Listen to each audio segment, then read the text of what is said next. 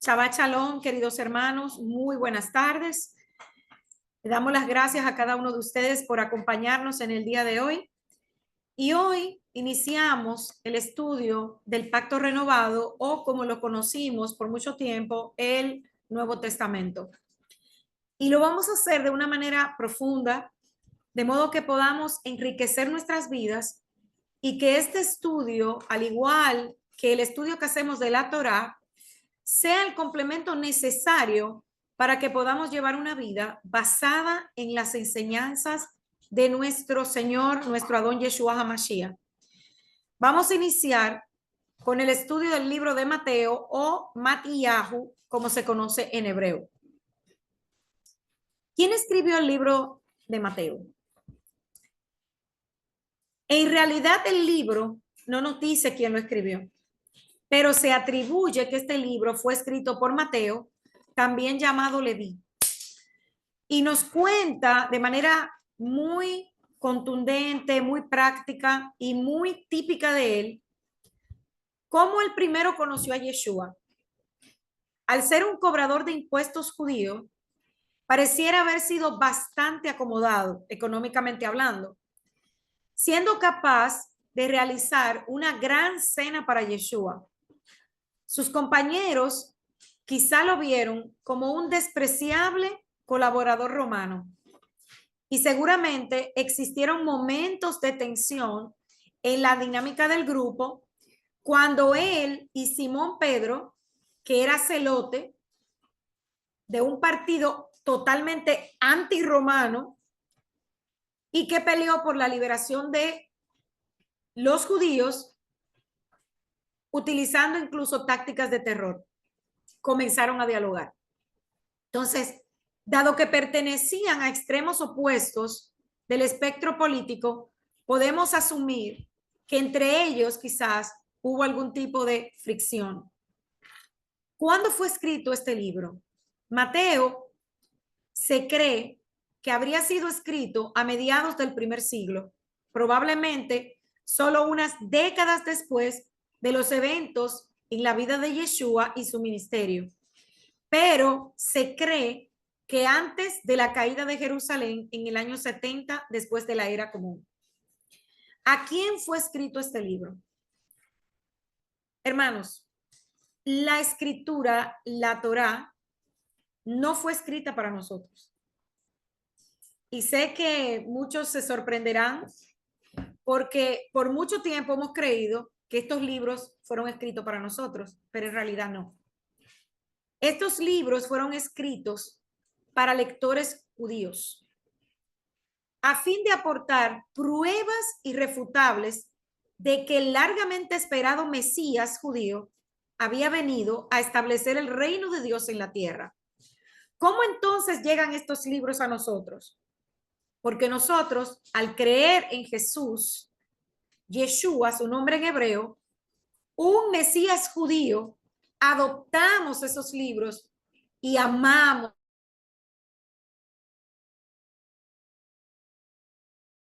ese libro. Las nuevas de Jesucristo, citando pasajes del antiguo pacto para defender las afirmaciones de los creyentes acerca de Yeshua. Y se cree que fue posiblemente escrito en Antioquía.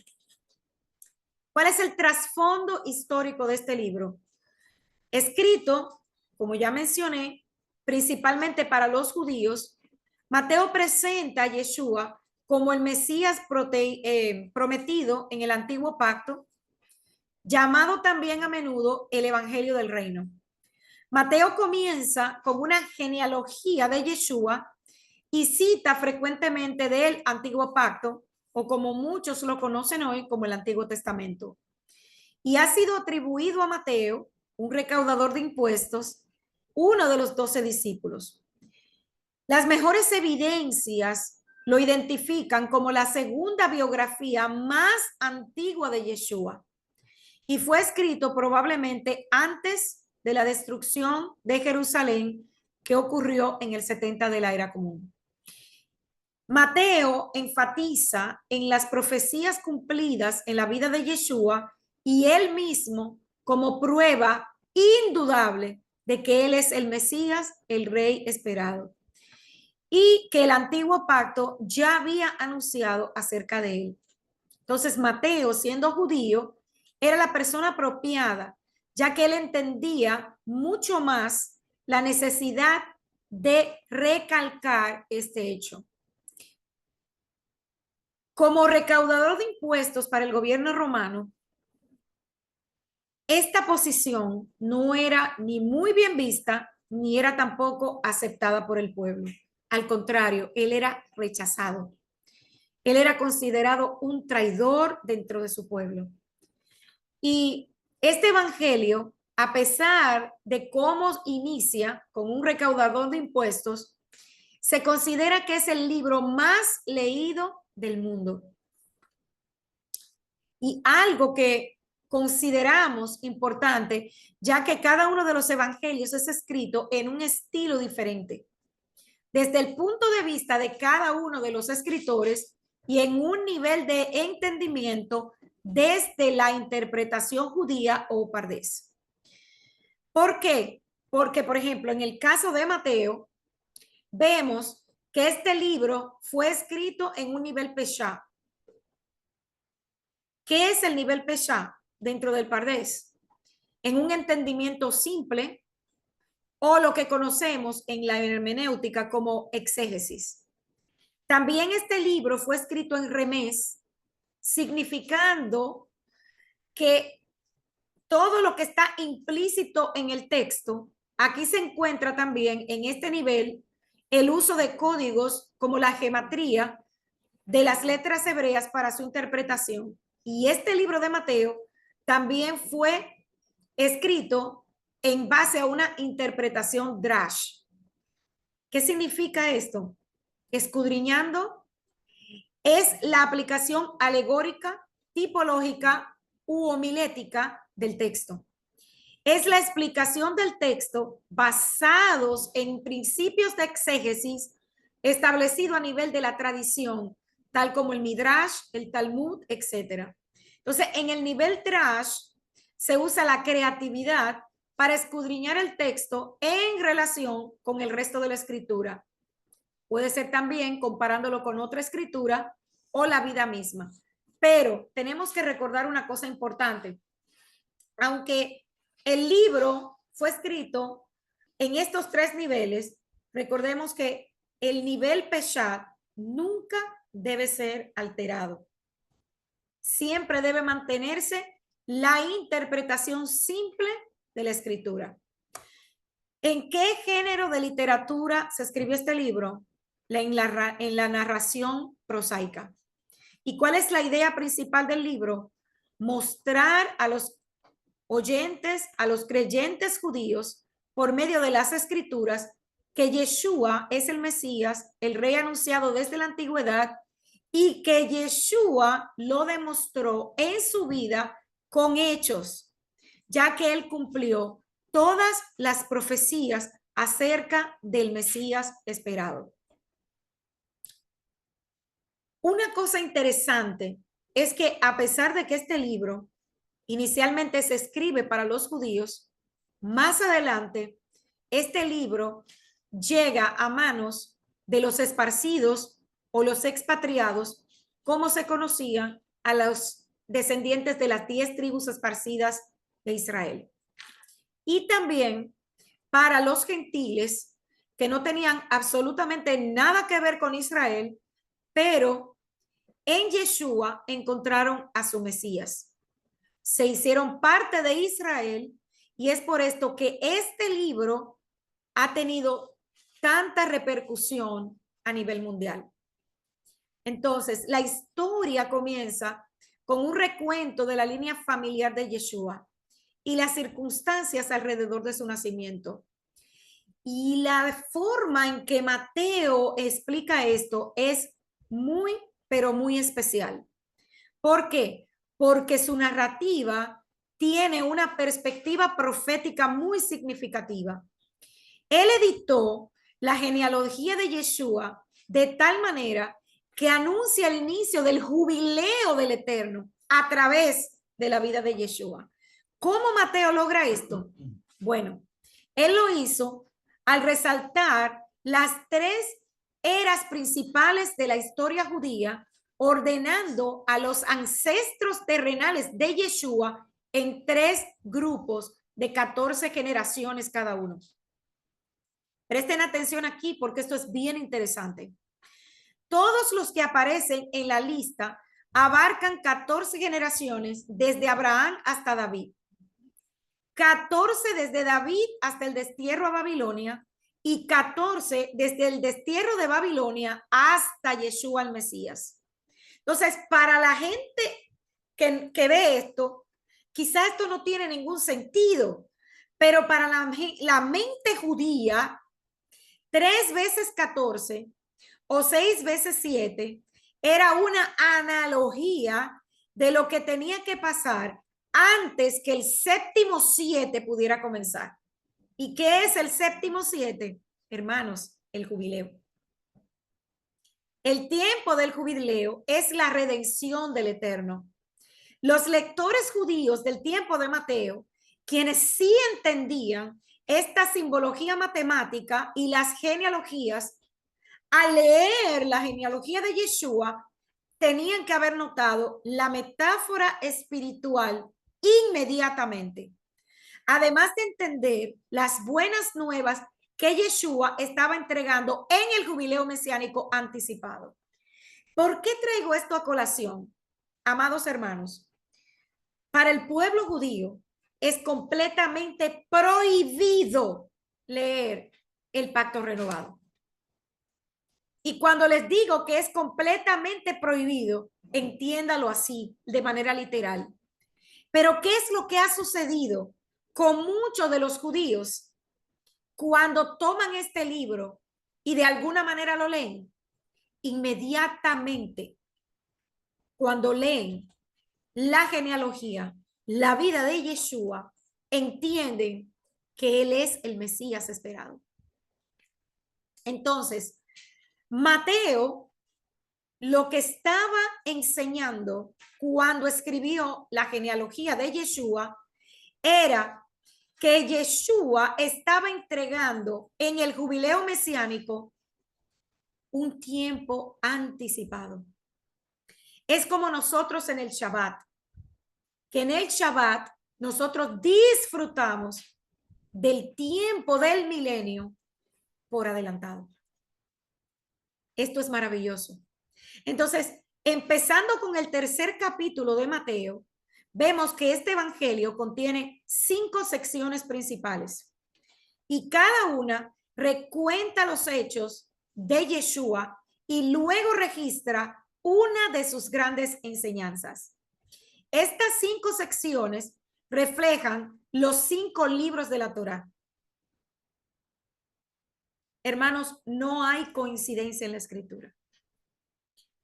Yeshua vino a buscar las ovejas perdidas de la casa de Israel, estableciendo la renovación del pacto con base en el antiguo pacto y que fue profetizado en Jeremías 31 y en Ezequiel 36.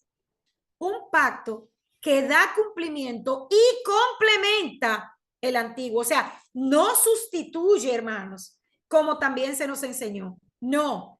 El pacto renovado es un cumplimiento o complemento del antiguo pacto. Entonces, busca la evidencia del trasfondo matemático de Mateo como un recaudador de impuestos. ¿Por qué? Porque él manejaba dinero. Entonces, el enfoque que él iba a usar para el libro era justamente eso.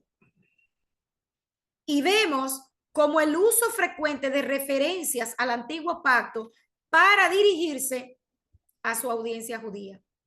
Él mostró con Yeshua y cómo Yeshua dio cumplimiento a todas las profecías. Y los últimos 3 capítulos narran la conmovedora historia de cómo este reino es establecido por medio de la muerte y resurrección de Yeshua. Y luego culmina con el apremiante mandato al final, como Yeshua le dice a sus seguidores de entonces y de ahora, porque eso no es solamente para la antigüedad, eso es para cada uno de nosotros, que nosotros teníamos que hacer discípulos para establecer el reino de Yeshua en las naciones. Entonces, ¿qué es hacer un discípulo? Hacer un discípulo no es solamente tú sentarte a enseñarle a alguien. Un discípulo camina contigo, un discípulo come contigo, un discípulo ve cada uno de tus pasos y te imita. Por eso la convivencia tan cercana de Yeshua con sus discípulos. Un discípulo, tú lo enseñas a caminar por sí mismo, no a depender de ti. Entonces a eso somos llamados, a enseñar la palabra, a prepararlos, a equiparlos para que ellos puedan seguir llevando el reino donde quiera que van. Entonces, Mateo o Matillahu quiere decir regalo del Señor. Y era el otro nombre de Leví. Y es interesante porque un día una persona me pregunta, Marley, pero ¿por qué casi siempre en la escritura hay dos nombres? Como por ejemplo Simón y Pedro. Y es porque los judíos usaban siempre un nombre para la familia y un nombre fuera de la familia. En ningún otro lugar de las escrituras se asocia el nombre de Mateo con un publicano. Los otros evangelios siempre emplearon su nombre como Leví, cuando hablaban de su pasado pecaminoso. Y esta es una evidencia de humildad por parte de Mateo, al igual que ocurre con los otros tres evangelios. Esta obra es conocida por el nombre de su autor. Entonces, ¿cuáles son los principales temas que vamos a estudiar? Porque recuerden, hoy solamente estamos haciendo la introducción y cuáles son los puntos claves de este libro. Los puntos principales que vamos a estudiar es Yeshua como el Mesías, la rectitud. Los ciudadanos del reino de los cielos son llamados a ser justos y los asuntos éticos son el mayor enfoque en el libro de Mateo. Las primeras palabras de Yeshua registradas en Mateo tienen que ver con el cumplimiento de la justicia. Y él demandó que sus discípulos invirtieran sus tesoros en el reino de Dios, no en sus posesiones terrenales. También enfatizó en el amor hacia los demás. La comisión de los creyentes.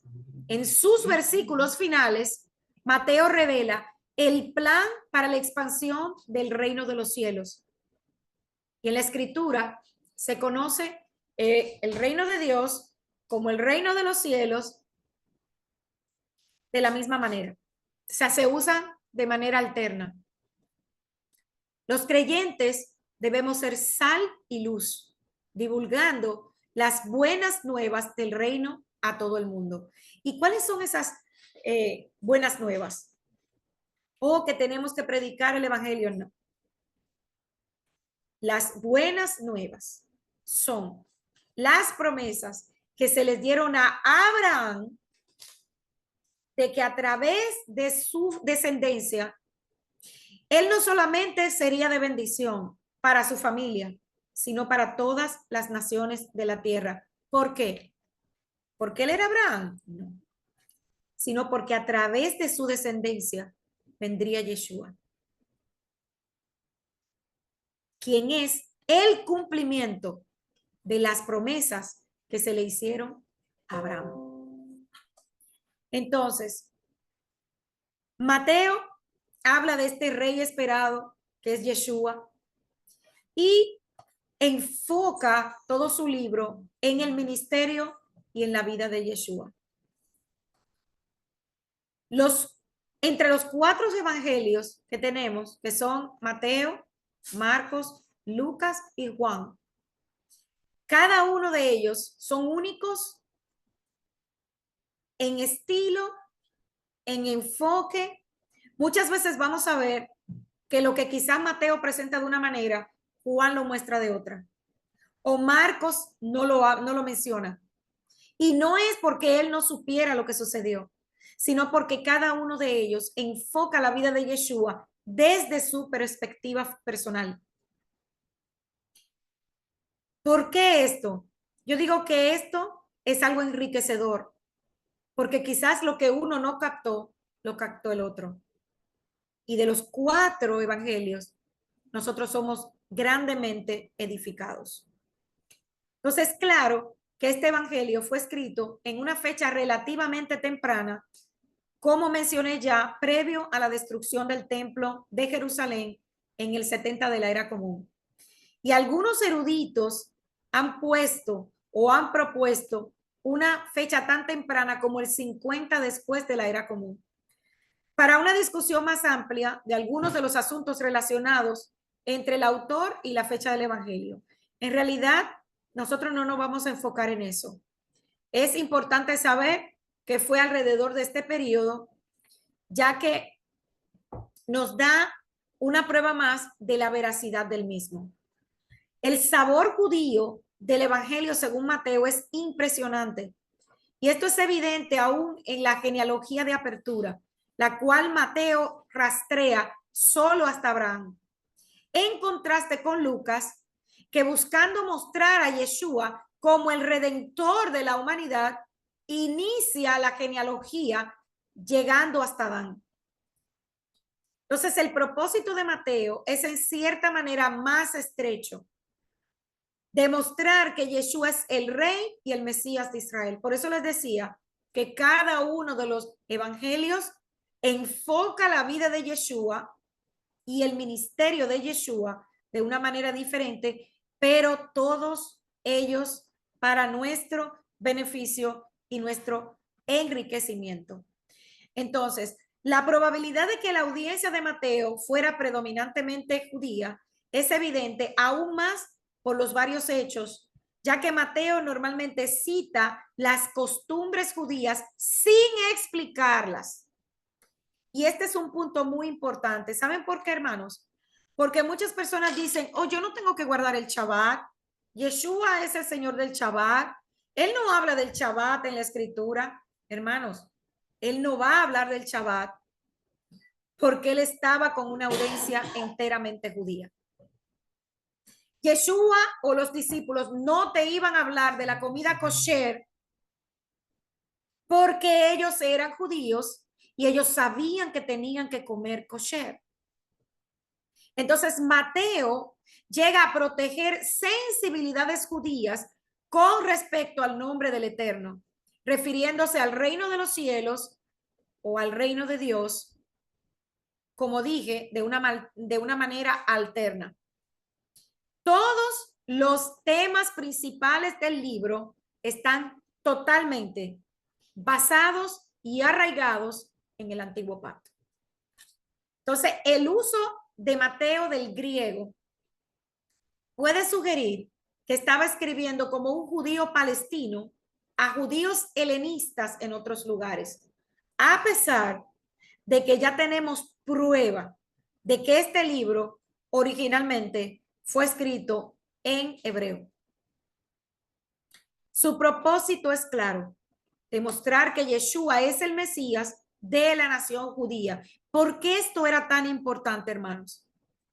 Porque los judíos de la época de Yeshua, a través de la profecía de Daniel, sabían que el Mesías llegaría en esa época. Entonces, a pesar de que han tratado de cambiar los tiempos, han tratado de hacer todo lo posible por desacreditar a Yeshua, no han podido, porque la historia, los testigos vivenciales de la época dan testimonio de que Yeshua sí es el Mesías esperado de Israel. Entonces, los principales puntos históricos de este libro de Mateo es que Roma era una república del 509 hasta el 27 de la era común. Judea fue hecha provincia romana durante este periodo. Augusto se hizo emperador en el 27 antes de la era común y así nació el Imperio Romano. Yeshua nació durante el reinado de Augusto. Y en el tiempo de Yeshua, habían unas 54 millones de personas en el imperio. Aproximadamente 1 de cada 10 personas era ciudadana romana, como por ejemplo Pablo. La ciudadanía romana traía ciertos beneficios y privilegios. Y el idioma oficial en ese entonces era el latín. Ojo acá, a pesar de que ese era el idioma oficial, Yeshua hablaba con sus discípulos en arameo y en hebreo.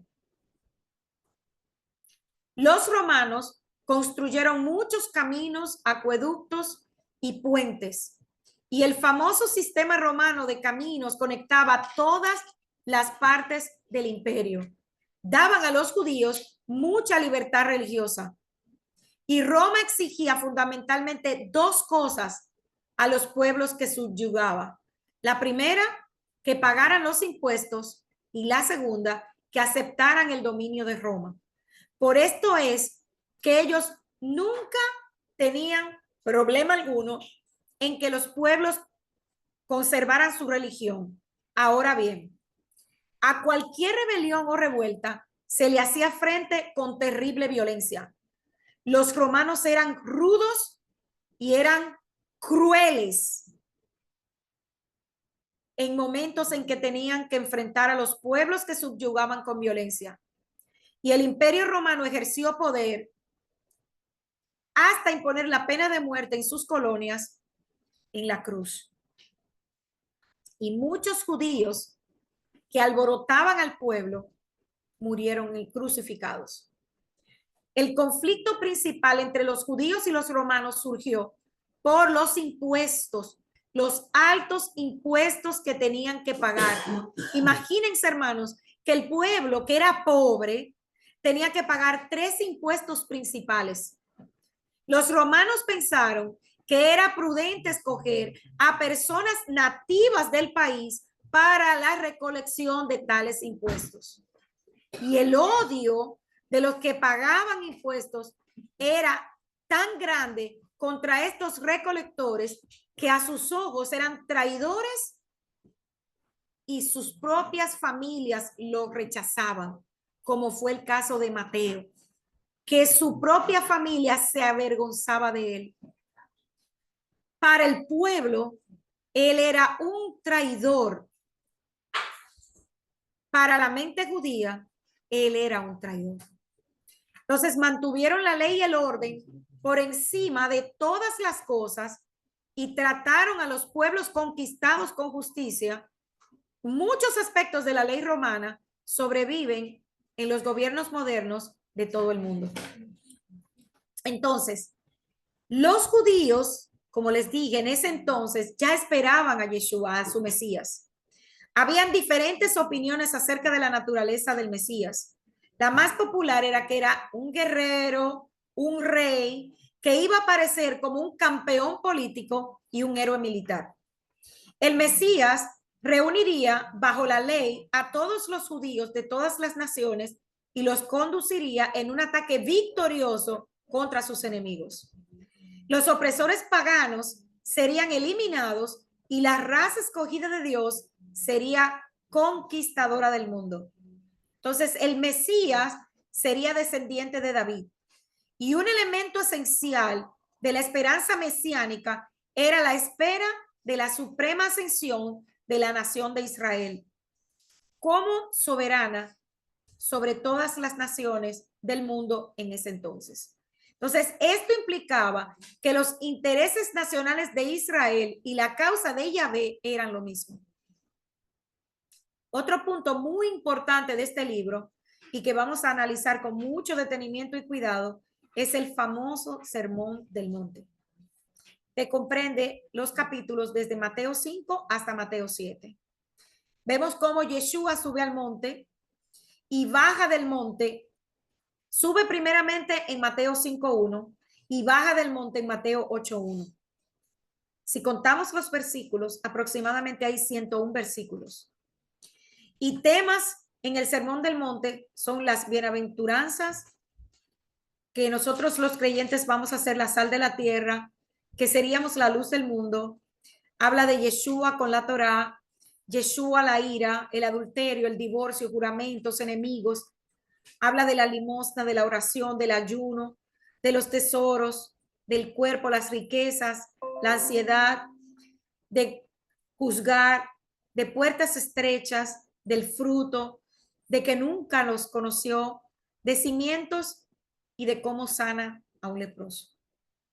Y este pasaje es una colección de enseñanzas que Yeshua principalmente dio a sus discípulos. Y es interesante que resaltemos esto, porque muchos hoy no saben que Mateo del 5 al 7 está directamente dirigido a sus discípulos. ¿Por qué? Porque aunque él lo dio en el monte, ante una gran audiencia, recordemos que las enseñanzas profundas, Yeshua siempre las dejó para los íntimos, para los que se quedaban, porque muchos de la multitud solo iban por los peces y el pan. Pero los que verdaderamente amaban a Yeshua se quedaban hasta el final para poder escuchar sus enseñanzas. Es por esto que podemos entender que Mateo del 5 al 7 tiene que ver con el discipulado que él le dio a sus discípulos para prepararlos para lo que vendría.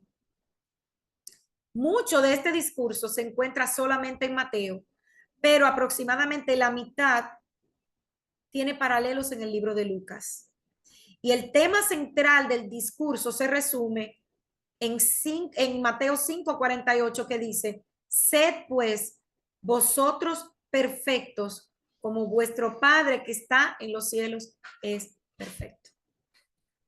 Las 10 secciones principales de este discurso, que como les dije, vamos a analizar, vamos a estudiar muy detenidamente, son las bienaventuranzas, los beneficios de vivir como ciudadanos del reino de Yeshua, las lecciones de la sal y el mundo, los efectos de la vida de nosotros como creyentes en el mundo, la verdadera justicia, el significado más profundo de la Torá, la piedad sin hipocresía, los motivos correctos para darse de acá,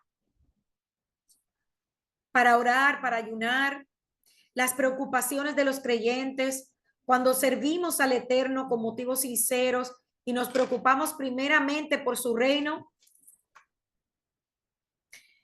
las advertencias que Él nos da contra el juzgar, los peligros de juzgar a otros, la invitación a la oración, las bendiciones y los privilegios de la oración y los dos caminos.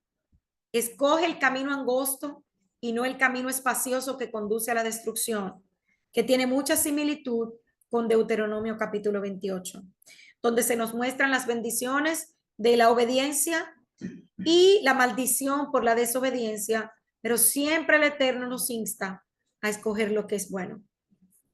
El árbol y sus frutos, y cuando Él nos dice que vamos a reconocer a los que verdaderamente son sus seguidores por el fruto, no por los dones, por el fruto.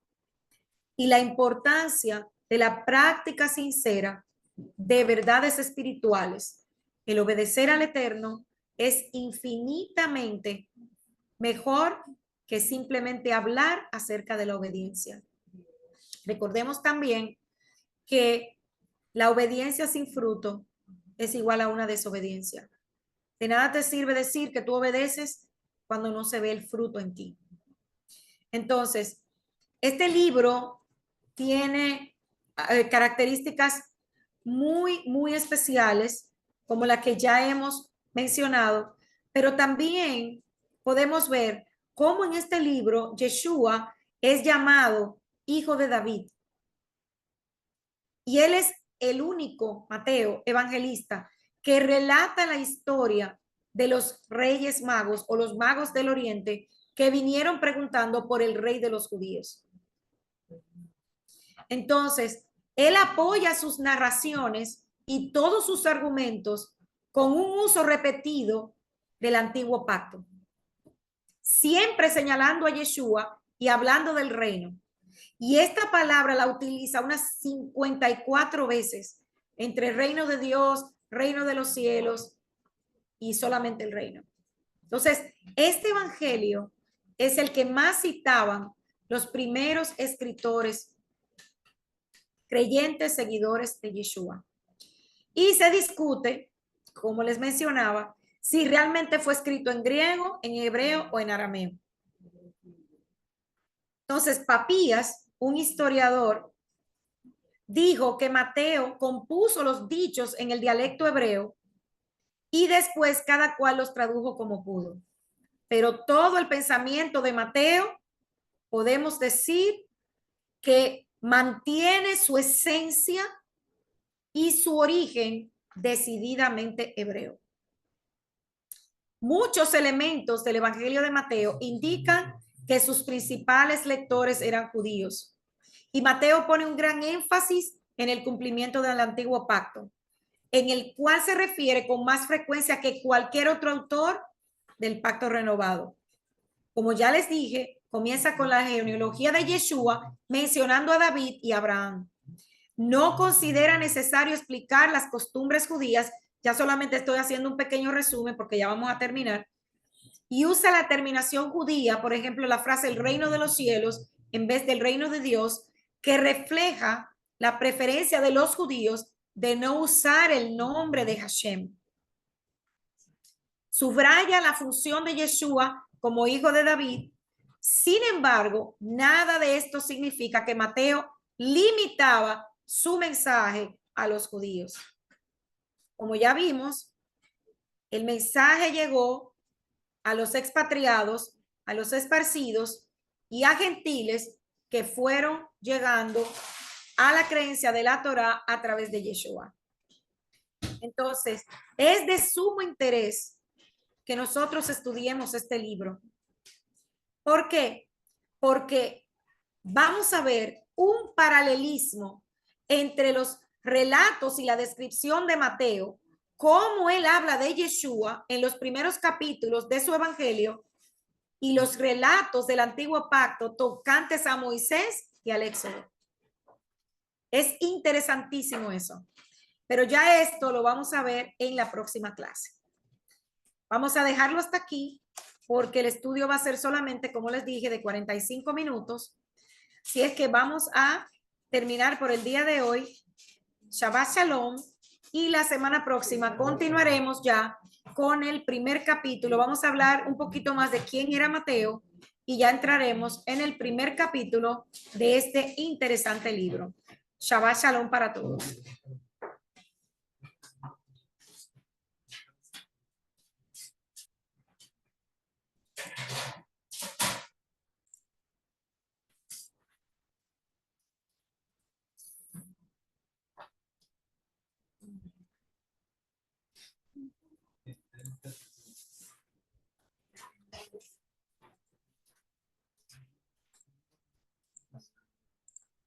Un momentito que no me está dejando parar la grabación, no sé el por qué.